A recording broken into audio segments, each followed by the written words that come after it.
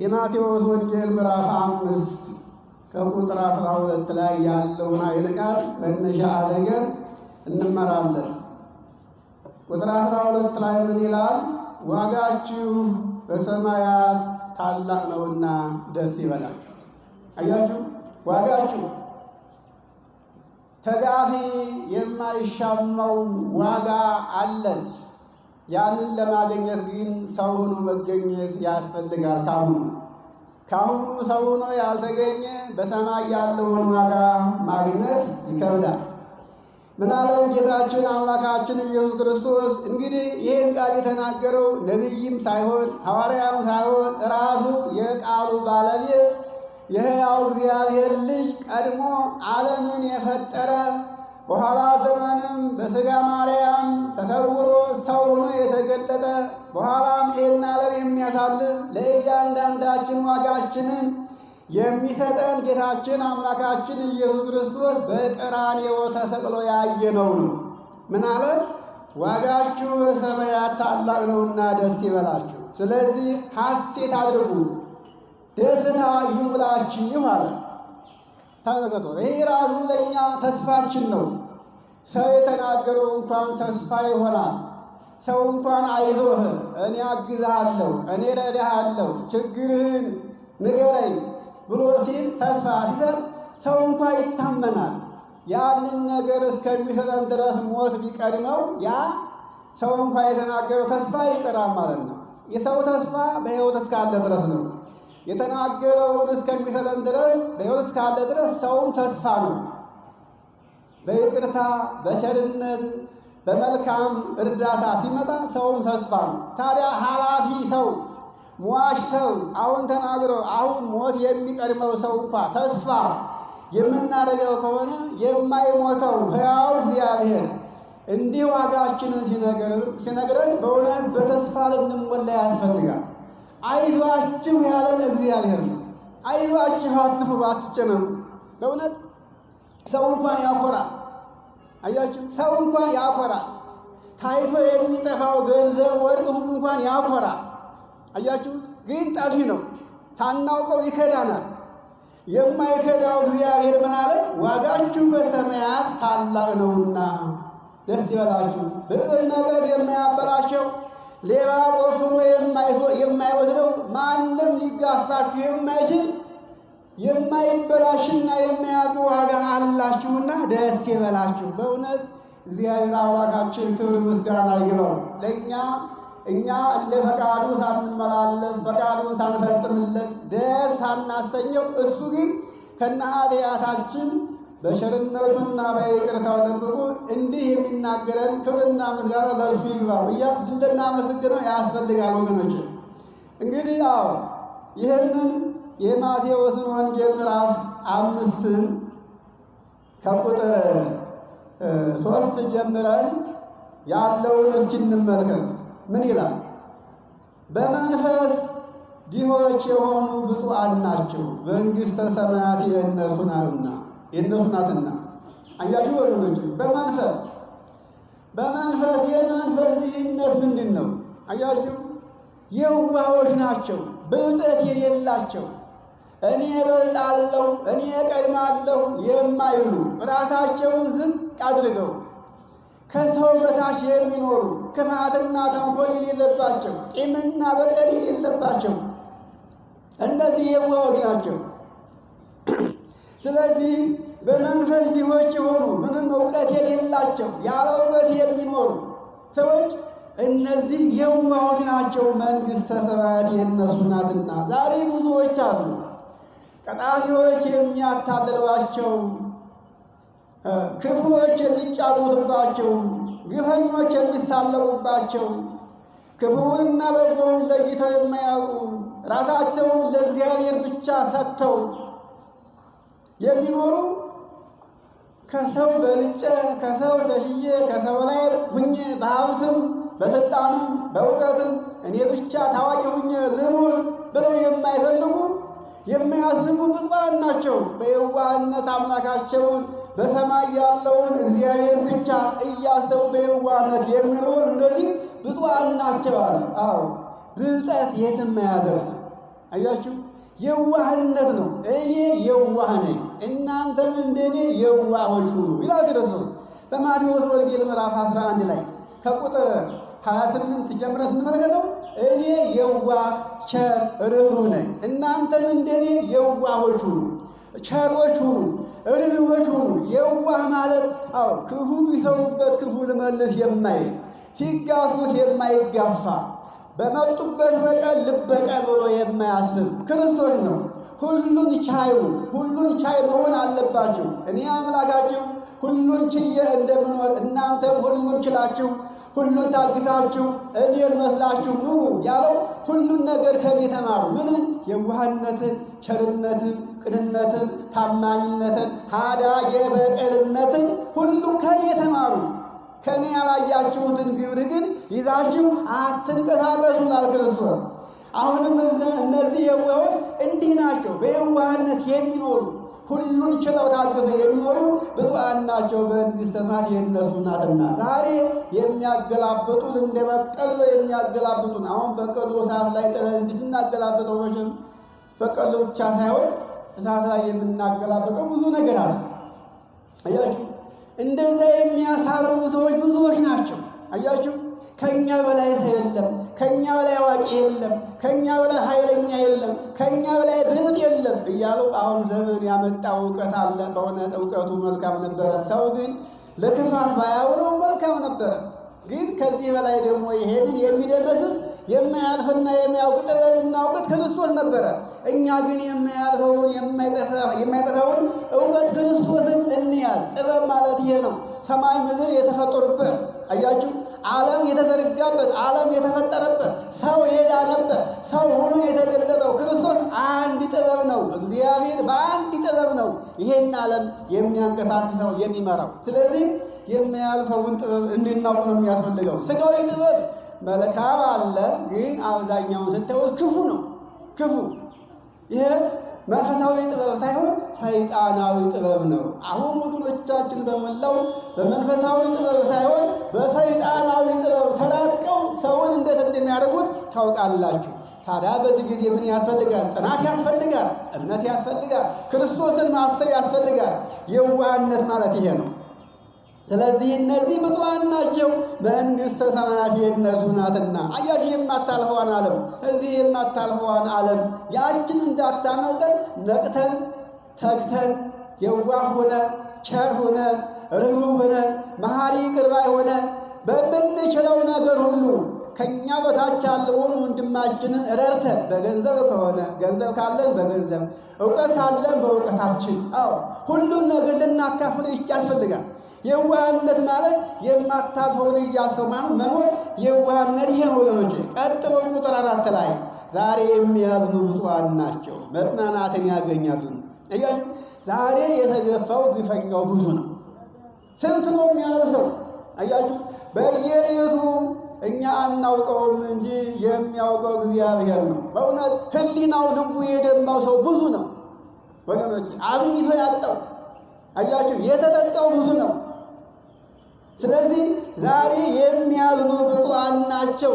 ሰዎች ክፉ እንዳደረጉብኝ እኔም በክፋት ልበቀላቸው ብለው የሚያስቡ ዳኝነቱን ለእግዚአብሔር ሰጥተው አንተ ፍረድ ብለው ለእሱ ያመለከቱ ሰዎች እነዚህ ብፁዓን ናቸው፣ ይጽናናሉና። እግዚአብሔር ያጡትን ይመልስላቸዋል፣ ኃይላቸውን ያድስላቸዋል ወገኖች፣ ጤናቸውን ይመልስላቸዋል፣ ሰላማቸውን ይመልስላቸዋል። ግን ምን ያስፈልጋል? ትዕግስትና ጽናት ያስፈልጋል። አያችሁ፣ ይህንን ዘመን ትዕግስተኛና በእምነት ጽኑ ያልሆነ እግዚአብሔርን ያልተደገፈ ሰው አያልፈውም። ይህን እናስብ። ዘመኑ አይታችሁ ዋጁ ብሎ ቅዱስ ጴጥሮስ አንደኛ ጴጥሮስ ምዕራፍ 4 ላይ የተናገረው ኃይለ ቃል አለ። ዘመኑን ዋጁት ማለት ዘመን ያመጣውን ነገር አስቡት። ከዘመኑ ብዙ ነገር ትማራላችሁ። ዘመን ያስተምራል። አያችሁ፣ አንድ መምህር ቆሞ ካስተማረው ወንጌል በላይ ዘመን እጅግ በጣም ነገር ያስተምራል። አስተዋይ ለሆነ አባቶቻችን የቀደሙት እንደ ዛሬው እንደኛ ወንጌል አልተሰበከላቸውም። ክርስቶስን በአካል አላዩትም። ግን ክርስቶስ እንደሚመጣ ያውቃሉ፣ ያምናሉ፣ ተስፋ አድርገውት ነበረ። ዘመን ደግሞ አልፈቀደላቸውም። ዘመን ገደባቸው፣ አላሻገራቸውም። ሆኖም ግን በሕይወተ ነፍስ እያሉ በሕይወተ ሥጋ የተመኙትን ያሰቡትን አግኝተውታል እና ዘመን ያስተምራል። ይሄ ዘመን ለብልህ ሰው ያስተምራል። አያችሁ፣ ዘመኑም ዝም ብሎ አልመጣም። አዛዥ አለው፣ ባለስልጣን አለው። ይሄን ዘመን ይሄን ክፉ ዘመን ሁሉ ሰው የሚያነባበት፣ ሁሉ ሰው የተጎሳቆለበት አመፀኛ፣ ኃይለኛ ክፉ ዘመን ሰው ሁሉ የተንበረከከበት ይሄ ዘመን ነው። ታዲያ ይሄንን ማን አመጣው ብትሉ እግዚአብሔር። ለምን? ሰዎች ሁሉ አምላካቸውን ስለዘነጉት፣ ስለረሱት፣ አምላክነቱንም ስለተጋፉት እግዚአብሔር ወዳጆቹን ይለይበት ዘንድ ያነጥርበት ዘንድ እንግዲህ ወርቅ በእሳት እንደሚነጥር ወዳጆቹን በዚህ ያነጥራቸዋል። እግዚአብሔር ወዳጆቹን ለመለየት ነው። በዚህ ሰዓት እግዚአብሔርን አስቦ በጽናትና በትዕግስት በእምነት ጸንቶ የኖረ ሰው ምን ይሆናል? ይጽናና። በኋላ ያሰበው የተመኘ ሁሉ ሲፈጸምለት ሐዘኑን ይረሳዋል። አያችሁ፣ እግዚአብሔር ሐዘንን ያስረሳል። ሐዘንን ያስረሳል፣ ደስታንም ያስረሳል። ዛሬ በኃይላቸው፣ በገንዘባቸው፣ በጉልባታቸው፣ በስልጣናቸው ሁሉ ደስ የተሰኙ ያን ሁሉ የሰጣቸው ማን እንደነበረ ሳያውቁ ኃጢአት ሲሰሩ ያን የሰጣቸው እግዚአብሔር እንደሆነ ያን ሁሉ ሲነሳቸው፣ ኃይሉንም፣ ስልጣኑንም፣ ሀብቱንም ሁሉንም ሲነሳቸው ወድቀው ስታዩአቸው ሲታዩ ያን ጊዜ መልስ የለም። አያችሁ፣ የደስታቸው ዘመን አይታሰባቸውም። የነበራቸው በጊዜ የያዛቸው መከራው አያሳስባቸውም። ይኸውላችሁ ዛሬ ያለቀሱት በኋላ ይጽናናሉ። ዛሬ ግን ደስተኛ የሆኑት በኋላ ያለቅሳሉ። ያለቅሱ አይቀርም። ምናልባት በዚህ ምድር ምላሹ ለቅሶ ባይሆንም ለቅሶ በሰማይ የማይቀር ነው ወገኖች። እና በመንፈስ ዛሬ የሚያዝኑ ብፁዓን ናቸው በኋላ መጽናናትን ያገኛሉና። ይኸውላችሁ ቁጥር 5 ላይ ደግሞ ስንሻገር የዋሆች ብፁዓን ናቸው ምድርን ይወርሳሉና። እነዚህ የዋሆች እነማን ናቸው? መጀመሪያ ላይ ስንናገር ክርስቶስ እኔ የዋህ ነኝ እናንተም እንደኔ የዋሆች ሁኑ ማለት እነዚህ የዋሆች ሁሉን ነገር ራሳቸውን አሳልፈው ለእግዚአብሔር ሰጥተው እንደ እግዚአብሔር ፈቃድ የሚንቀሳቀሱ፣ በእውቀታቸው የማይኮሩ፣ በጥበባቸው የማይኮሩ፣ በገንዘባቸው የማይኮሩ፣ በጉልበታቸው የማይኮሩ፣ ሁሉ የእግዚአብሔር ነው። እግዚአብሔር ሲነሳው ሁሉም ይጠፋል። አያችሁ፣ የማይነሳና የማይጠፋ ነገር ቢኖር ከእግዚአብሔር ጋር መኖር ብቻ ነው። ዛሬ ባለጸጋ በሆነ ነገ ድሃ ነን። በብልጽግና ዙሪያ ስንሄድ ኢዮብም ባለጸጋ ነበረ። እግዚአብሔር ያን ሁሉ ሀብቱን፣ ሰውነቱን ሳይቀር ልጆቹን ሳይቀር ነሳው። እሱ ግን ጸና። በጽናቱ ደግሞ እጥፍ ነገር አገኘ። ስለዚህ ይሄ የማየው ነገር ሁሉ የተሰበሰበ ሁሉ ጥሎኝ ይሄዳል፣ አያኮራኝም ብለው የሚሉ ሰዎች እነዚህ የዋሆች ናቸው። እግዚአብሔርን በትንቢተ ኤርምያስ ምዕራፍ 23 ቁጥር 9 ላይ በእውቀቱ የሚመካ፣ በጉልበቱ የሚመካ፣ በሀብቱ የሚመካ፣ በውበቱ የሚመካ ይሄ ሁሉ ከንቱ ነው። ከቶ ልትመኩ ብትፈልጉ እኔን በማወቃችሁ ብቻ ተመኩ። እኔን በማወቁ የተመካ ሰው ቢሆን የምወደው ደስ የሚያሰኘኝ ይሄ ብቻ ነው። በከንቱ ነገር አትመኩ። ሁሉን ነገር የሰጠኋችሁ እኔ ነኝ። ከእኔ ያልሆነ ከቶ ለእናንተ የሆነ የለም። መላ አካላችሁ ሁሉ ነፍሳችሁ ሳትቀር የእናንተ እጅ ሥራ አይደለችም። ነፍሳችሁን ፈጥሬ በአምሳሌ በእኔ አርአያ ነፍሳችሁን ፈጥሬ ከምድር ጭቃ እናንተን ሰርቼ ነፍስን ከሥጋ ያዋሃድኩኝ እኔ ነኝ። ነፍሳችሁን በሰጣችሁ እኔ፣ ነፍሳችሁን የምነታችሁ እኔ፣ ሙሉ አካል አድርጌ አበባ አስመልጌ ፈጠርኳችሁ። ያንን አበባ የመሰለ አካላችሁን ባጎድፈው ባጠፋው፣ ዓይንን፣ ጆሮን፣ እጅ፣ ንግድን ያንን ውበት እኔ ባጠወልገው ስልጣን የላችሁም ለምን አትሉ? ሁሉ ከኔ ነው። እኔ በሰጠኋችሁ ነገር ላይ ሁሉ አትመኩበት። መመካት ካለባችሁ እኔ የሰጠኋችሁን አስባችሁ እግዚአብሔር ላደረገልኝ ነገር ብላችሁ እኔን አውቃችሁ በእኔ የምትመኩ ደስ ይለኛል ይላል እግዚአብሔር በትንቢተ ኤርምያስ ምዕራፍ 23 ቁጥር 9 ላይ እና የዋሆች ብፁዓን ናቸው ምድርን ይወርሳሉና። የትኛው ምድር ነው? ምድርንማ ይኸው ወርሰነው አለንበት። ምንም እንኳ የምናርሰው የምንቆፍረው የምናመርትበት ቤት የምንሰራበት ችግኝ የምንተክልበት የራሳችን የሆነ ቦታ ባይኖረንም ይኸው ያለንበት ምድር ነው። ምድርን ይወርሳሉና ሲል ያችን የዘላለሟን ሕይወት መንግሥተ ሰማያትን ነው። ምድረ ርስት የሚላት እርሷን ነው ወገኖች። ስለዚህ የዋሆች ብፁዓን ናቸው ምድረ ርስትን ይወርሳሉና ይላል። ቀጥሎ ቁጥር 6 ላይ ጽድቅን የሚራቡና የሚጠሙ ብፁዓን ናቸው። አሁን ዛሬ እውነትን የሚራቡ ስንቶቹ ናቸው? አያችሁ፣ እውነት ጠፋ፣ እውነተኛ ፍርድም ጠፋ፣ እውነተኛ ፈራጅ ጠፋ፣ ፍርድ ጎደለ፣ ድሃ ተበደለ። ከቶ እውነትን የሚሰራ እውነትን የሚፈርድ ስለ እውነት የሚቆም ማን ነው እያሉ እውነት ገና ሰለቻቸው ያሉ ብዙዎች አሉ። ይሄ ብዙዎቻችን ነን። ምንም ብዙዎቻችን እውነት ጠፍታብናለች። እውነተኛ ፍርድ የለም። ዛሬ በእውነት ላይ ቁማ ተንሰራርታ ነግሳ ያለችው የምትታየው ማነች? ሐሰት ነች። ይኸውላችሁ አመፃ ነች፣ ግፍ ነች፣ በደል ነች። ይኸውላችሁ እንግዲህ እውነት ስትጠፋ ምን ይበዛል? ግፍ ይበዛል፣ አመፃ ይበዛል፣ ተንኮል ይበዛል፣ ቂምና በቀል ይበዛል፣ ጥላቻ ይበዛል፣ ስደት ይበዛል፣ ጦርነት ይበዛል። ይኸውላችሁ ከቶ በዘመኔ እውነት ተመልሳ እግዚአብሔር በይቅርታው ታርቆን ይሄ የምንሰማው የምናየው ሁሉ ቀርቶ እውነት መታ ከቶ ሰው ሰላሙን አግኝቶ የሚኖርበትን ዘመን ማየት እሽል ይሆን የሚሉ ብዙዎች አሉ። አያችሁ፣ አብዛኛዎቻችን ደግሞ አመፃውን በአመፃ ግፉን በግፍ ጦሩን በጦርነት ተንኮሉን በተንኮል ቂሙን በቂም ልንጋፋው ልንቋቋመው እናስባለን። ይሄ ሞኝነት ነው። አያችሁ፣ ብልጠት አይደለም። ብልጠትስ ሁሉን ነገር ለእኔ ተውልኝ፣ በቀል ሁሉ የእኔ ነው። ተበድላችሁ ከሆነ ተገፍታችሁ ከሆነ ቂምን በቂም በቀልን በበቀል አታድርጉ፣ ለእኔ ተውልኝ፣ ዳኝነቱ ለእኔ ይቀመጥ። በእናንተ ላይ የተፈጸመው ግፍና መዛውሎ ለእኔ አይሰወርብኝም። እናንተ የተበድላችሁትን በደልና የደረሰባችሁን ግፍ ሁሉ እናንተ ከምታውቁት በላይ እኔ ያውቀዋለሁኝ። እናንተ ተገፍታችኋል፣ ተበድላችኋል። ግን የበደላችሁና የገፋችሁ ማን እንደሆነ አታውቁትም። ባላጋራችሁን ጠላታችሁን ሳታውቁት ሳታውት ገፋችኋል፣ በድሏችኋል። እኔ ግን ገና ሐሳቡን ሳይጨርሰው ሐሳቡን ሳያስበው ያለበትን ሁሉ አውቀዋለሁ። ለእኔ ተውልኝ፣ ብድራቱን እኔ መልስላችኋለሁ ነው ያለው እግዚአብሔር። ስለዚህ ይህንን አውቀው እውነትን የሚጠባበቁ እውነትን ከዚያ የሚፈልጉ እነዚህ ብፁዓን ናቸው። ብፁዓን ጽድቅን የሚራቡ የሚጠሙ እውነት ጽድቅ እንደ ውሃ የጠማቻቸው እንደ እንጀራ የራበቻቸው እነዚህ ብፁዓን ናቸው። በኋላ ይጠግባሉ፣ ይረካሉ፣ ደስ ይላቸዋል። ከስቶ እግዚአብሔር ብድራትን አያስቀርምን ብለው እስከ መናገር ድረስ ይደርሳሉ። እንግዲህ ቀጥሎ ቁጥር 6 ላይ ዛሬ የሚምሩ ይቅር የሚሉ ብፁዓን ናቸው እነሱም ይማራሉ።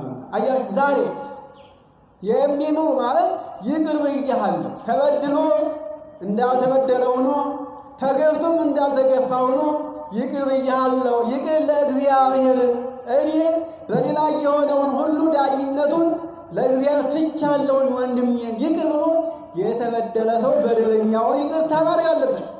እሱ እንኳ ይቅርታ ባይጠይቅ ወንድሜ እንግዲህ የሰራኸኝ የበደልከኝ በደል አውቀህም ከሆነ ሳታውቅም ከሆነ እኔ ግን ትቼዋለሁ ለፈጣሪ እግዚአብሔር ልቡና ይስጥ የምታስተውልበት በዚህ ዓለም በወዳኛውም ዓለም እንዳጠፋ በዚህ ዓለምስ የምጠፋበትን ስራ ሰርተሃል።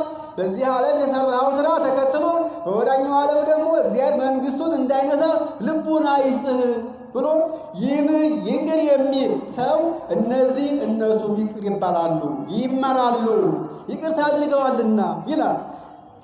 ልበ ንጹሖች ብፁዓን ናቸው እግዚአብሔር ያዩታልና። ልባቸው ንጹሕ የሆነ ቁጥር 8 ላይ ልባቸው ንጹሕ የሆነ ሐኬት የሌለበት፣ ቅናት የሌለበት፣ ተንኮል የሌለበት፣ በቀል የሌለበት፣ ክፉ ምኞትን የማይመኝ ይሄ የዋህ የሆነ ልብ ምላል እግዚአብሔርን ያዩታልና ብፁዓን ናቸው። ይኸውላችሁ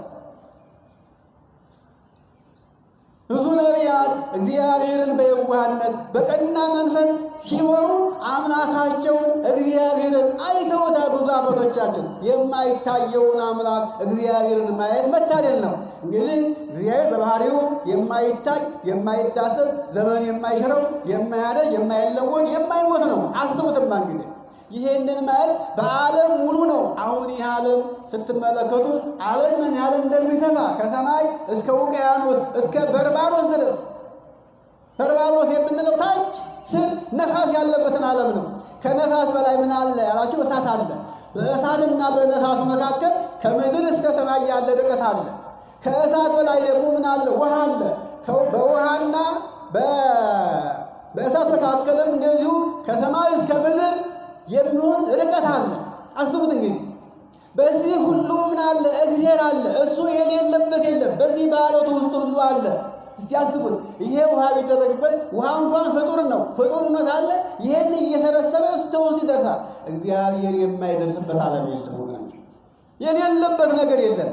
በዓለሙ ሙሉ ያለውን እግዚአብሔርን ያዩታል። እነማን? ልባቸው ንጹሕ የሆነ ሰዎች። አያችሁ፣ ዛሬ ዓለም የተበጠበጠችው ልበ ንጹሕ ሰው ስለጠፋ ነው። አያችሁ፣ የእያንዳንዱ የሁላችን ልቡና ተበርዟል። አያችሁ፣ ተበርዟል። በምን? በሐኬት፣ በተንኮል፣ በስስት፣ በቅናት፣ በምቀኝነት ተበርዟል ልባችን። ይሄ ነው ከእግዚአብሔር ታዘዘን ሁሉ በሰዓቱና በወቅቱ እንዳናገኙ ያደረገን ይሄ ነው። ስለዚህ ልባቸው ንጹሕ የሆነ ሰዎች ብፁዓን ናቸው፣ አምላካቸውን እግዚአብሔርን ያዩታልና ይላል። ቀጥሎ ቁጥር 9 ላይ ደግሞ ዛሬ የሚያስታርቁ ብፁዓን ናቸው የእግዚአብሔር ልጆች ይባላሉና።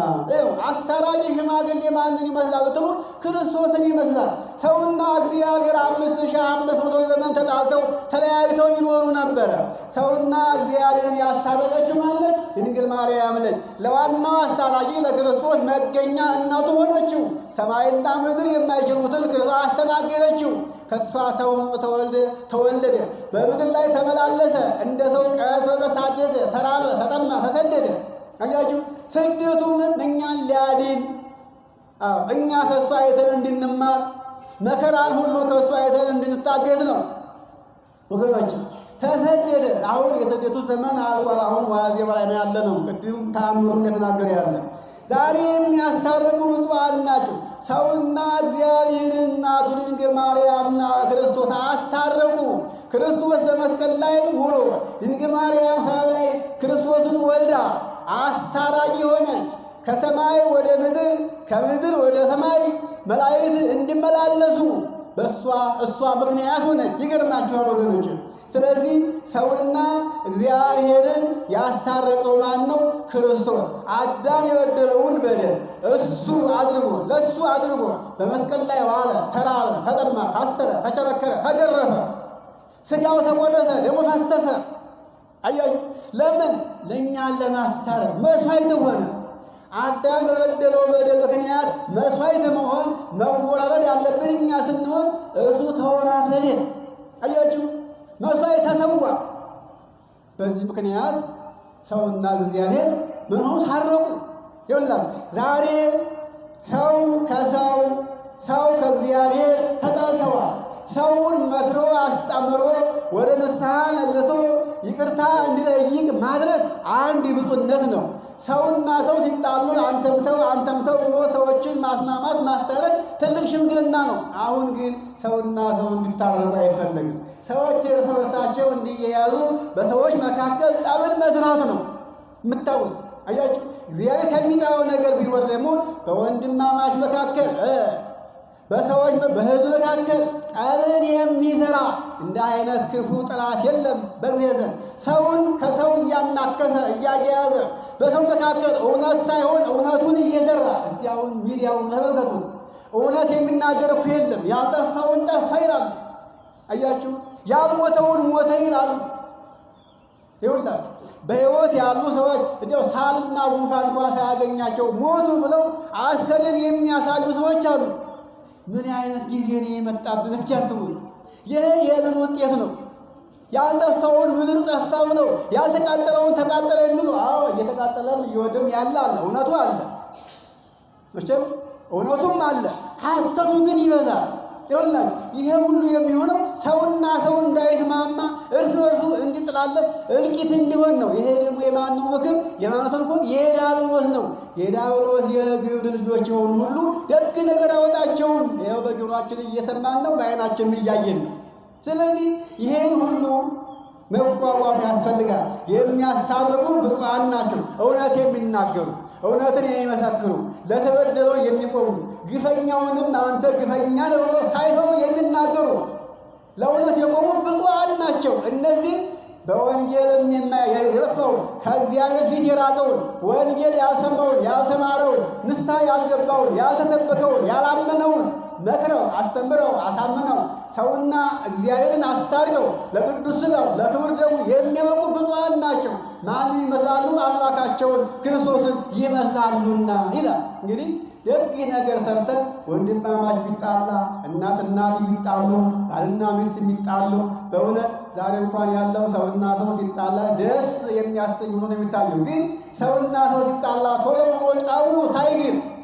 ጠቡ ሳይሰፋ ማስታረቅ ብፁዕነት ነው። እነዚህ ሰውና ሰውን የሚያስታርቁ ብፁዓን ናቸው አለ። ቁጥር 10 ላይ ስለ ጽድቅ የሚሰደዱ ብፁዓን ናቸው። ስለ ጽድቅ መንግሥተ ሰማያት የእነሱ ናትና። አያችሁ፣ ስለ ጽድቅ አሁን የሚሰደድ ሰው አለ? አዎ፣ ዛሬ እውነት ነገር ብናገር እሞታለሁ ነው። እውነት ነገር ከተናገሩኝ መኖር አልችልም። ስለዚህ እውነትን ደብቆ ሐሰተኞችን መስሎ ሐሰቱን እውነት ነው ብሎ ተቀብሎ መኖር የሚፈልግ ትውልድ ነው የምታገኙት። ስለዚህ ምን አለ? ስለ ጽድቅ የሚሰደዱ ብፁዓን ናቸው። ቁጥር 10 ላይ መንግሥተ ሰማያት የእነርሱ ናትና። ስለ ጽድቅ መሰደድ ማለት እውነቱን ተናግሬ እውነቱን መስክሬ እውነቱን ሰርቼ ከኃጢአት ርቄ ከሐሰተኞች ተለይቼ መኖር አለብኝ ብሎ የሚወስን ሰው የመጣው ይውጣ። ሰይፍም ከሆነ ሰይፉን እቀበላለሁ፣ ድንጋይም ከሆነ ድንጋዩን እቀበላለሁ። እግዚአብሔር ሞትን በዚህ ነው ካለኝ እሱ ባዘዘው ሞት እሞታለሁ እንጂ እውነትን ከመናገር ወደ ኋላ አላፈገፍግም። እኖር ብዬ ሐሰት አልናገርም፣ እውነት ብዬ ሐሰት አልሰራም ብሎ የሚያስብ ሰው ይሄ ስለ ጽድቅ የሚሰደድ ይሄ ነው። አያችሁ፣ አገር ጥሎ ቁርበት ጠቅሎ ይሄዳል ማለት አይደለም።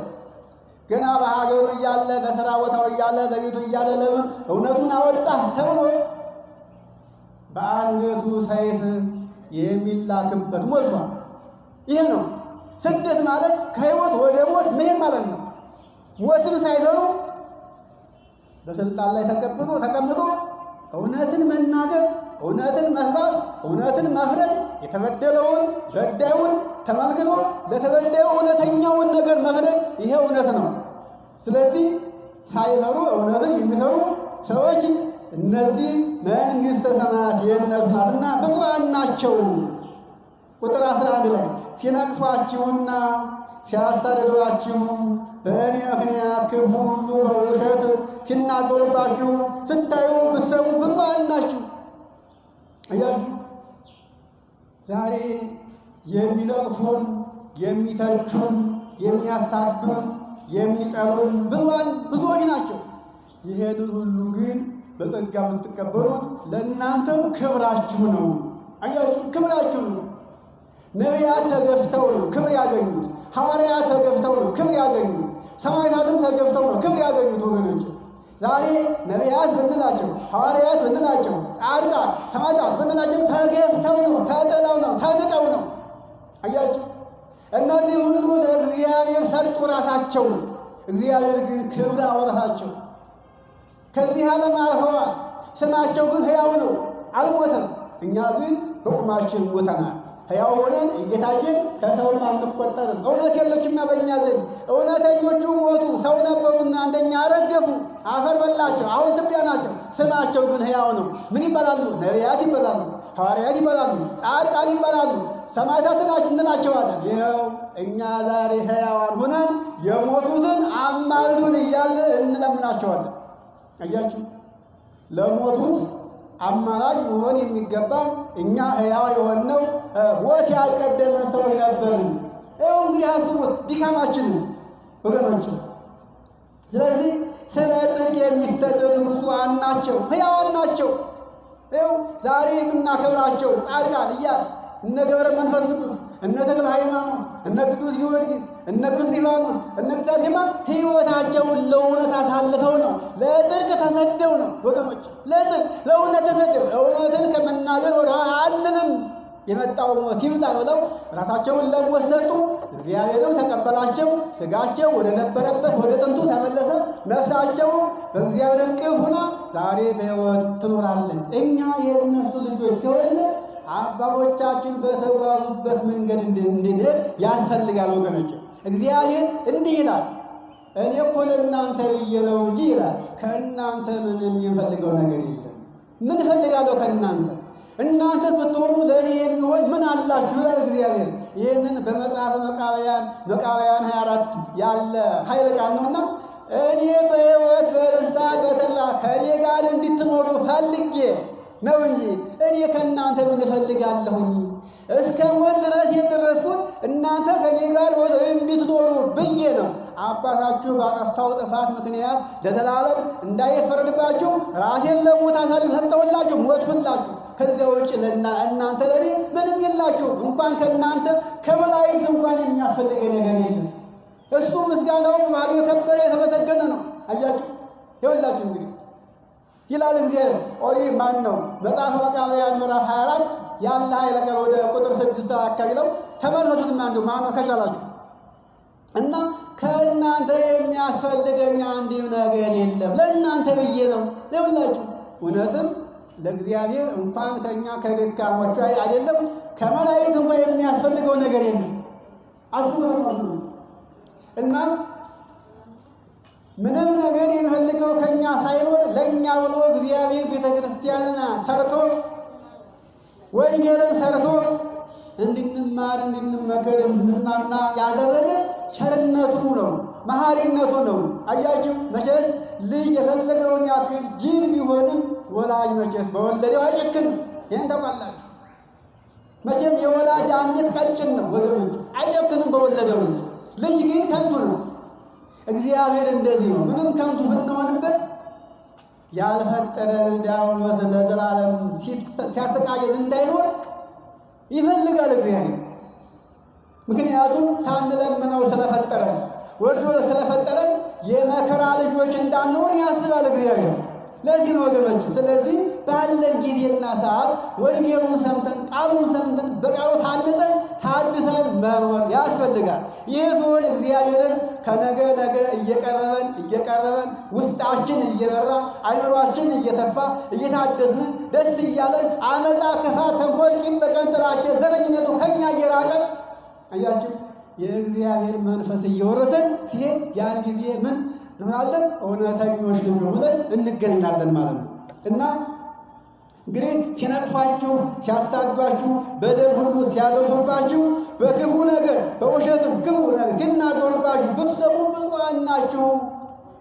ያ የሚሆነው ኃይልም አለኝ፣ ጉልበትም አለኝ፣ እውቀትም አለኝ፣ ጥበብም አለኝ እንደ ተጫወተብኝ ልጫወትበት ሳትሉ ንቃችሁ የተዋችሁት እንደሆነ ነው።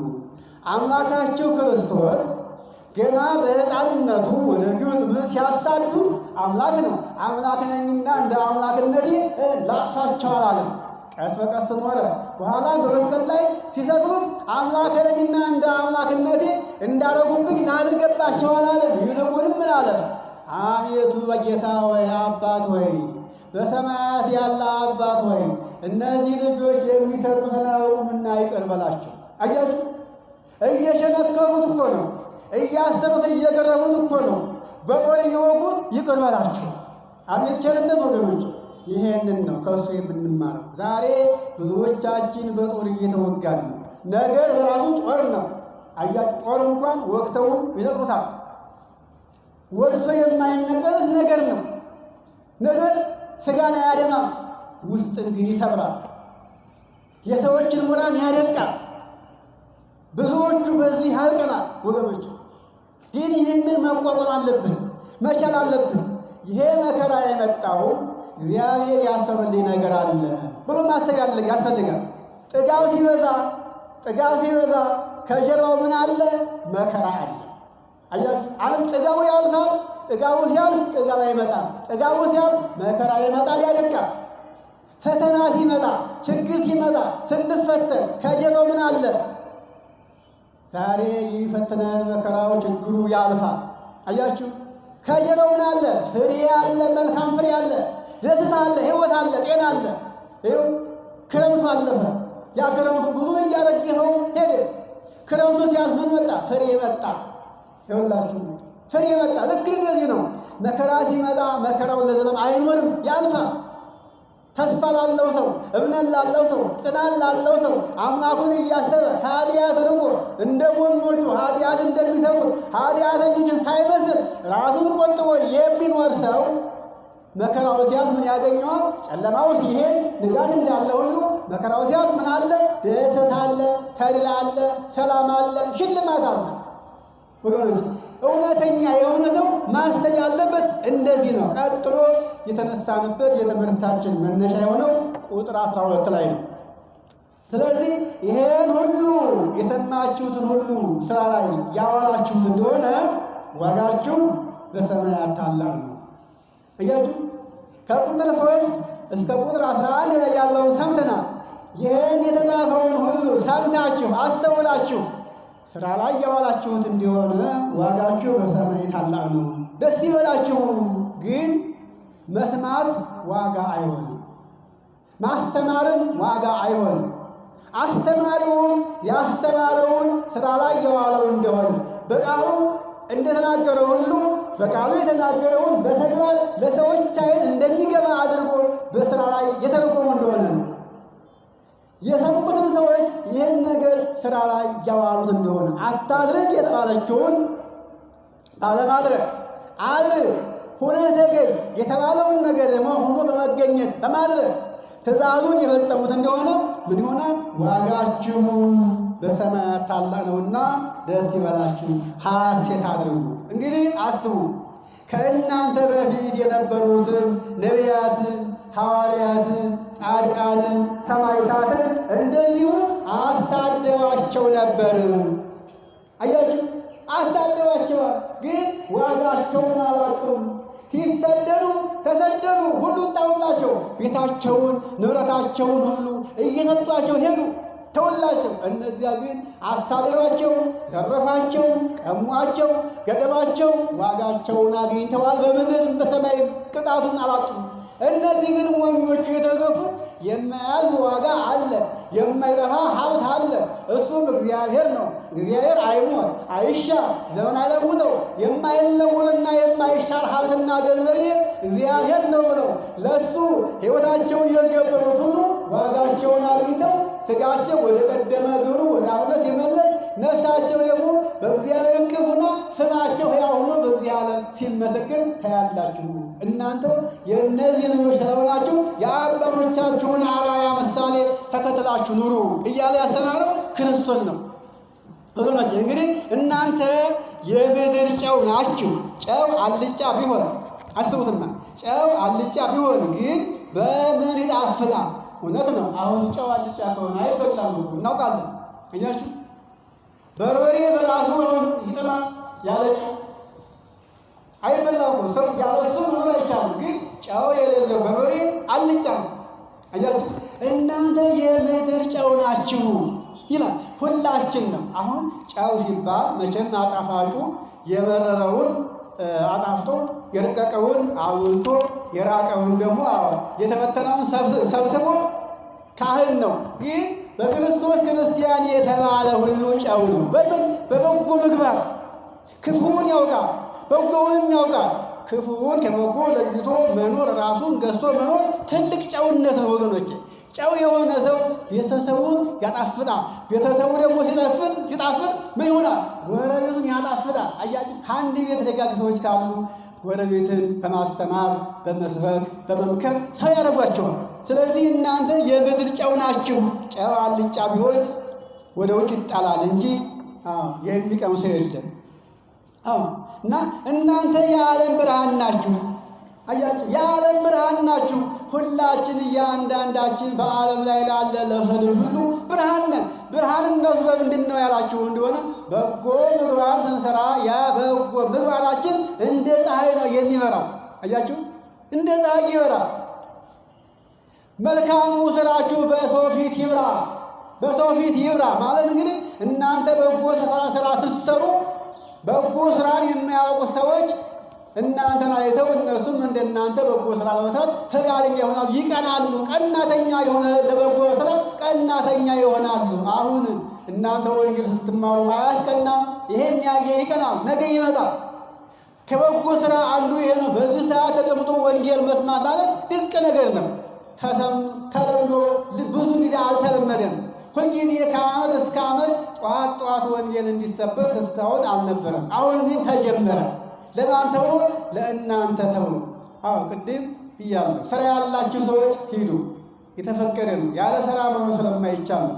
ስራ የሌለ ግን እናዳምጣለን። እና መልካሙ ስራችሁ በሰው ፊት ይብራ፣ ሰዎች የእናንተን መልካም ስራ አይተው እንደናንተ መልካም ስራ መስራት እንዲችሉ በማለት ይህንን ያስተማረን የመከረን አምላካችን እግዚአብሔር ነው። እንግዲህ ዋናው ነገር ለእኛ ትልቁ ነገር እንድንሰራው የማቴዎስ ወንጌል ምዕራፍ 5 ከቁጥር 3 እስከ ቁጥር 12 ድረስ ያለውን ኃይለ ቃል ሰምተናል። በሰማነው ቃል ግን ይህንን ማንበብ እንችላለን። ለሁላችንም ቅርብ ነው ብዬ አምናለሁ። በዚህ ቃል ታንጸን ራሳችን ገዝተን ከኃጢአት ርቀን እንደ እግዚአብሔር ፈቃድ ብንመላለስ ዋጋችን በሰማይ ታላቅ ነው። አጋችሁ በምድር ሳለን እንጠበቃለን፣ እንከብራለን፣ ሰላማችን እናገኛለን። እግዚአብሔር ከእኛ ጋር ነው፣ አይለይም።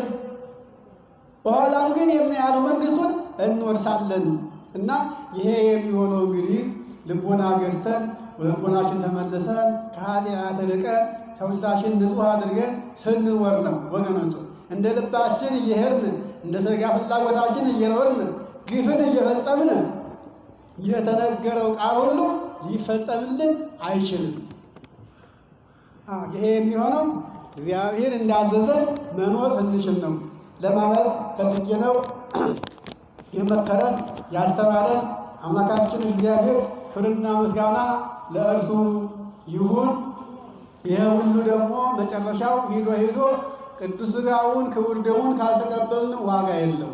የፈለገውን ያህል ምንም በጎ ምግባር ቢሰፋ ቢኖረን ለዚያ በጎ ምግባራችን ሁሉ መሰብሰቢያው ማሰሪያው ማን ነው? ቅዱስ ሥጋውና ክቡር ደሙ። ለቅዱስ ሥጋው ለክቡር ደሙ እንዘጋጅ። ያልተዘጋጀ የተዘጋጀነው ደግሞ የተቀበልንም ካለ ንጽሕና ይኑረን፣ ክብር ይኑረን። ትናንትና የተቀበልነውን ቅዱስ ሥጋና ክቡር ደም ዛሬ በነገረኝነት እንዳናረክሰው፣ እሱ እንኳን አይረክስም፣ እኛ እንዳንረክስና እንዳይለየን ነው የሚያስፈልገው።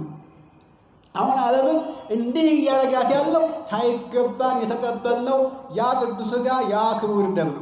ሳይገባችሁ ብትቀበሉት ይሄ ቅዱስ ሥጋና ይሄ ክቡር ደም ሥጋው እሳት ሆኖ ደሙ ባሕር ሆኖ ያሰጥማችኋል የተባለው አሁን ዛሬ ዓለምን እያሰጠማት እያቀልጣት ያለው ያ ሳይገባን የተቀበልነው ነገር ነው ወገኖች። እና የተገባን ልጆች ሆነን እንድንገኝ ለማለት ፈልጌ ነው። ያስተማረን የመከረን አምላካችን እግዚአብሔር ክብርና ምስጋና ለእርሱ ይሁን። ይቆየን። ወስብሐት ለእግዚአብሔር። አሜን። አብሮ ያሰማን። ለጸሎት እንነሳ። እንግዲህ ምህላ ነበረ። ምህላውን ደግሞ አንድ ሰው ብቻውን አያደርስም እና ለጸሎት እንነሳ። የመከረን ያስተማረን አምላካችን እግዚአብሔር ክብርና ምስጋና ለእርሱ ይሁን። እኛም ደምሶ ሰምተን ለመጠቀም እንዳበቃን ቅዱስ ፈቃዱ ይሁንልን። ሀገራችንን ጽኑ ሰላም ያደርግልን። ሰላማችን ይመልስልን። አንድነቱን፣ መተሳሰቡን፣ መቻቻሉን ያድለን ዘንድ አባታችን ሆይ እያልን እንጸልያለን። አባታችን ሆይ አባታችን ሆይ በሰማያት የምትኖር ስምህ ይቀደስ፣ መንግሥትህ ትምጣ፣ ፈቃድህ በሰማይ እንደሆነች እንዲሁም በምድር ትሁን። የዕለት እንጀራችንን ስጠን ዛሬ፣ በደላችንንም ሁሉ ይቅር በለን እኛ የበደሉንን ይቅር እንደምንል። አቤቱ ወደ ፈተናም አታግባን ከክፉ ሁሉ አድነን እንጂ መንግሥት ያንተ ናትና፣ ኃይል፣ ክብር፣ ምስጋና ለዘላለሙ አሜን። እመቤታችን ቅድስት ድንግል ማርያም ሆይ በመልአኩ ቅዱስ ገብርኤል ሰላምታ ሰላም እንልሻለን። በሐሳብሽ ድንግል ነሽ፣ በሥጋሽም ድንግል ነሽ። የአሸናፊ እግዚአብሔር እናት ሰላምታ ላንቺ ይገባሻል። ከሴቶች ሁሉ ተለይተሽ አንቺ የተባረክሽ ነሽ። የማኅፀንሽ ፍሬ የተባረከ ነው። ጸጋን የተመላሽ ሆይ ደስ ይበልሽ፣ ልዑል እግዚአብሔር ከአንቺ ጋር ነውና ከተወደደው ልጅ ከጌታችን ከመድኃኒታችን ከኢየሱስ ክርስቶስ ዘንድ ይቅርታን ለምኝልን ኃጢአታችንን ያስተሰርይ ዘንድ ለዘላለሙ አሜን። ሁሉ ፍቱሐነ ወብፁዓነ ይእዜሰ ወድለዋነ ለመንግሥተ ሰማያት። እግዚኦ መሐረነ ክርስቶስ እንበል። እግዚኦ መሐረነ ክርስቶስ፣ እግዚኦ መሐረነ ክርስቶስ፣ እግዚኦ መሐረነ ክርስቶስ፣ እግዚኦ መሐረነ ክርስቶስ፣ እግዚኦ መሐረነ ክርስቶስ፣ እግዚኦ መሐረነ ክርስቶስ፣ እግዚኦ መሐረነ ክርስቶስ፣ እግዚኦ መሐረነ ክርስቶስ፣ እግዚኦ መሐረነ ክርስቶስ፣ እግዚኦ መሐረነ ክርስቶስ፣ እግዚኦ መሐረነ ክርስቶስ፣ እግዚኦ መሐረነ ክርስቶስ። በእንተ ማርያም መሐረነ ክርስቶስ፣ በእንተ ማርያም መሐረነ ክርስቶስ፣ በእንተ ማርያም መሐረነ ክርስቶስ፣